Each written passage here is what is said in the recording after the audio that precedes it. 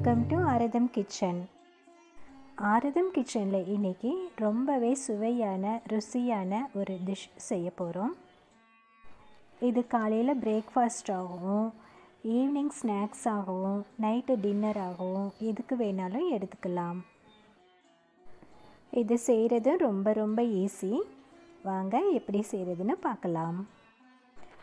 ஒரு கிண்ணத்தில் 1 கப் ரவை, 3/4 கப் தயிர், தேவையான அளவு உப்பு போட்டு நல்லா கலந்துக்கலாம். ரொம்ப கெட்டியாக இருந்துச்சுனாக்கா கொஞ்சமாக தண்ணி சேர்த்து கலந்துக்கலாம். தயிர் நம்ம டேஸ்ட்டுக்கு தகுந்த மாதிரி புளிப்பாவோ புளிப்பு கம்மியாகவோ சேர்த்துக்கலாம்.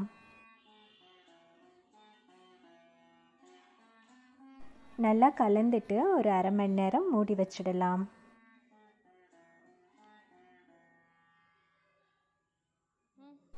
அரை மணி நேரம் கழித்து துருவிய கேரட்,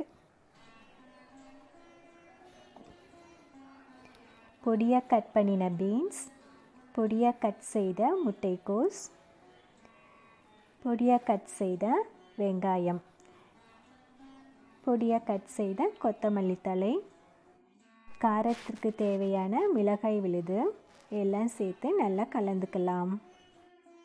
பச்சை மிளகாயை நல்லா பொடியாக கட் செய்து கூட போட்டுக்கலாம்.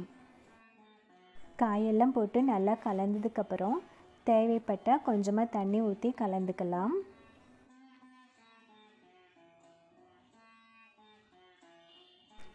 மாவு இந்த பதத்துக்கு இருக்கணும்.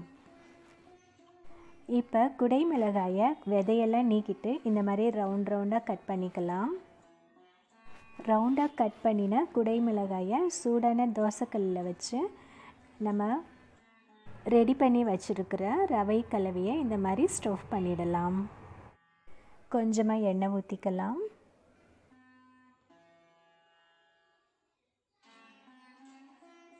அடிப்பக்கம் ரோஸ்ட் ஆனதுக்கப்புறம் திருப்பி போட்டுக்கலாம்.